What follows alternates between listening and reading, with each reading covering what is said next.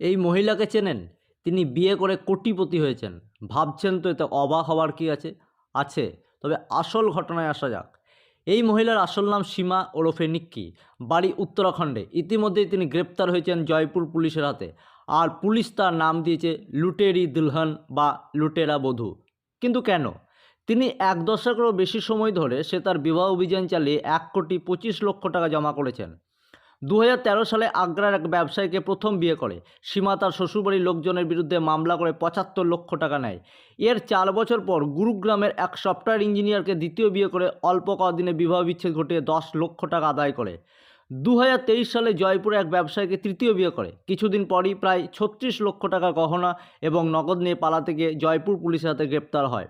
খবরে প্রকাশ, সীমা বিয়ের ওয়েবসাইট দেখে বেছে বেছে বিবাহ বিচ্ছিন্ন বা বিপত্নিক পাত্র সন্ধান করে তাকে বিয়ে করেই শুরু করত এই খেলা।